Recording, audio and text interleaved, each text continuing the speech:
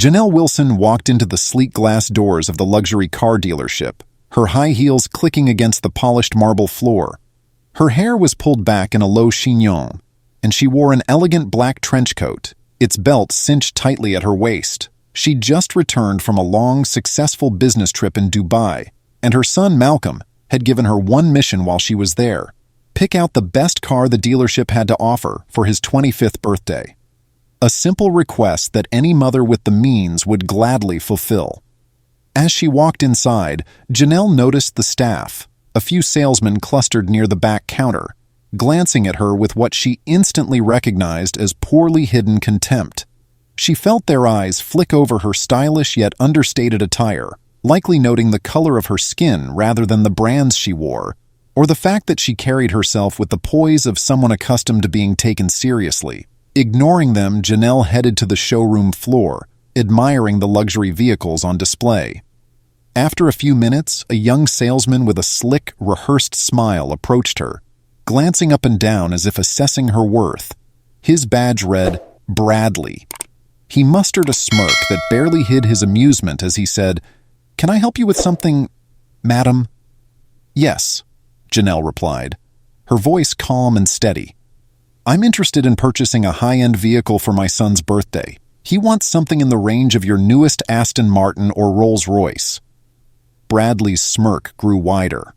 "Ah, I see," he said, his voice dripping with condescension.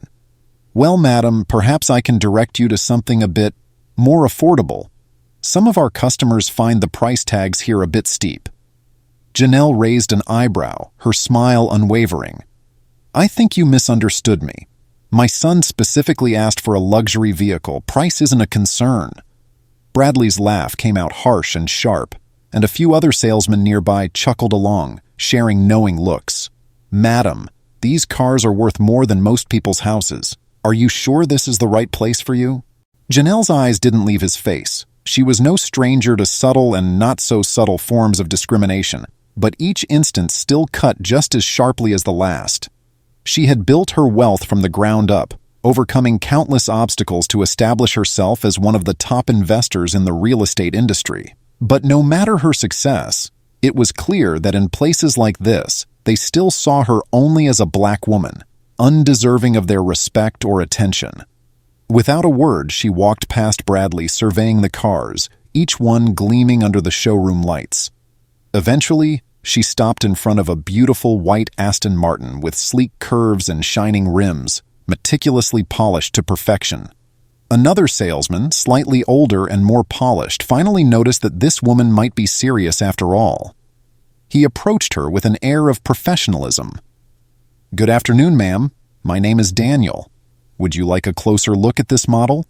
But before Janelle could respond, Bradley interrupted. "I've got it, Dan. No need to waste your time." He shot Janelle another condescending smile. "Ma'am, maybe you'd prefer to see something else, perhaps a pre-owned model?" Her patience finally wore thin. "I asked for this specific model, not something pre-owned." As Bradley opened his mouth to respond, the dealership door swung open, and a tall young man walked in. Malcolm, Janelle's son, was unmistakable, dressed in a perfectly tailored suit. With a quiet confidence that mirrored his mother's, he turned heads the moment he entered. "Mom," he called out warmly, walking over and embracing her. "Did you find anything you like?" Bradley's face froze as realization dawned on him. Malcolm Wilson, the rising star of the NBA and one of the wealthiest young athletes in the country, was the son of the woman he'd been sneering at just moments ago. "Mom, you ready to choose?" Malcolm asked with a smile, oblivious to the shock rippling through the dealership. Janelle finally let a small smile play at the corner of her mouth as she glanced back at Bradley, who was now pale and struggling for words. "Yes, I think I've made up my mind," she replied. "But maybe you should ask your friend here. He seems to think I'm in the wrong place." Malcolm raised an eyebrow and looked at Bradley, noticing the man's flustered expression. "Is that so?" he asked, his voice calm but with an edge. Bradley stammered, attempting to backtrack. I didn't mean any offense, sir. It was just, didn't realize." He trailed off, his face turning red as he met Malcolm's gaze. Malcolm chuckled. Didn't realize what? That a successful black woman like my mother could actually afford a car like this? He gestured to the Aston Martin. My mom's worked harder and accomplished more than most people I know. She doesn't need your permission to buy anything here. The dealership had gone silent. Staff members and customers alike watched the scene unfold, the tension thick and palpable. Bradley's face went from red to white, and he stumbled over his words, struggling to apologize. I apologize, sir, madam. I didn't mean any disrespect. Janelle looked at him coolly. Next time, perhaps don't judge someone by how they look. She turned to Daniel, the older salesman who had approached her professionally. Daniel, if you're still willing, I'd like to proceed with this Aston Martin. With a small smile, Daniel nodded and immediately began the paperwork, leaving Bradley standing humiliated and speechless. As they finalized the sale, Malcolm turned to his mother, giving her a look of admiration. Mom, you're incredible. I know it's not easy dealing with people like him, but you handled that with grace. Janelle smiled, her composure unwavering.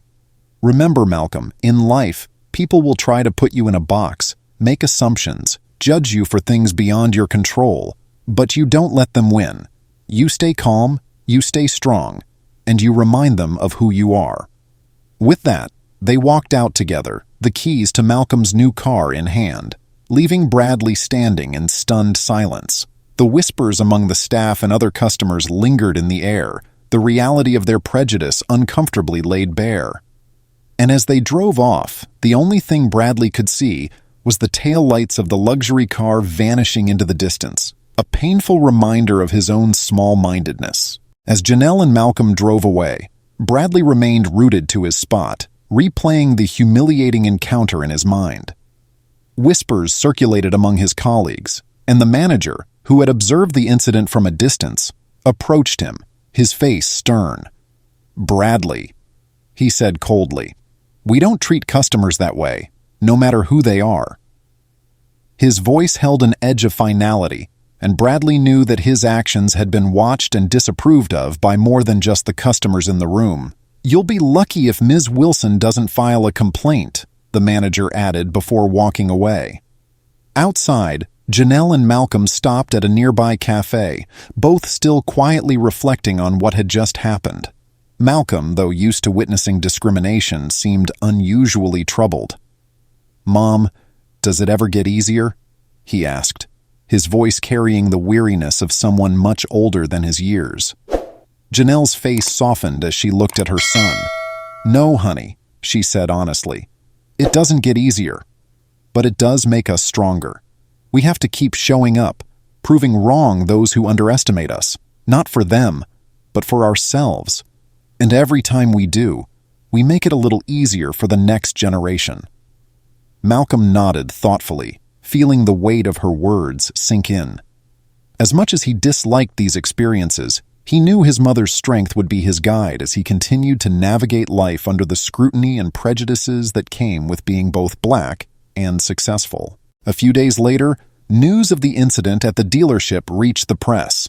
Social media erupted with users condemning the dealership's treatment of Janelle and celebrating her quiet strength.